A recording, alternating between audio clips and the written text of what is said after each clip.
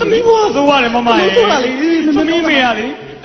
တနေ့ကျတော့သမီးကိုနားချတယ်သိလား ကောင်းလားကောင်းတယ် တစ်စက်လောက်ဘာလဲဆောင်ဆောင်နေရတယ်မမ ဟုတ်ပါဘူးဘလောက်ဒီဟိုတကားကောင်းနေဝင်သွားလေ သမီးမေကနားချတယ်ဆိုတာသမီးကိုလေသမီးရဲ့တဲ့ငခုလဲငါလဲငခုပါပဲလူလဲကလားလဲလူပါပဲတဲ့နှကန်းမွေးထူတာရဲ့ဘိုက်ပူတာရဲ့အသားမဲတာရဲ့အမွေးထူတာရဲ့လွယ်လို့သူလဲလူပါပဲတဲ့ဆိုပြီးသမီးကိုနားချပြန်အောင် ဟာ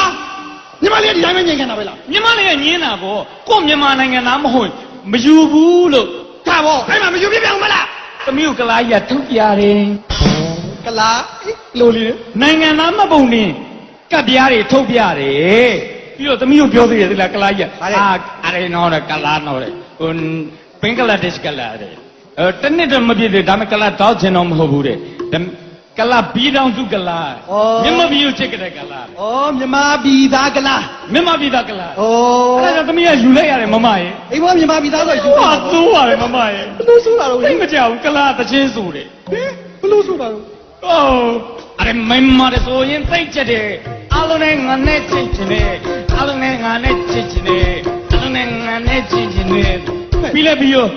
မိမတွေတယောက်ပြီးတယောက်ယူလာသမီးပါပိတ်ရပြီးကွာပြစ်လိုက် နေပါဦးညီမလေးရဲ့အဲ့ကလားမြန်မာဆိုလို့ရှိရင်သူ့နာမည်တခုတော့ရှိရမှာပေါ့ကြီးဘလို့ခေါ် က လို့ လားမြန်မာစံအောင်နာမည်ပြောင်းလိုက်တယ် ဒီရောချစ်လုံးလို့ပေါ့ ရိုဟင်ဂျာတဲ့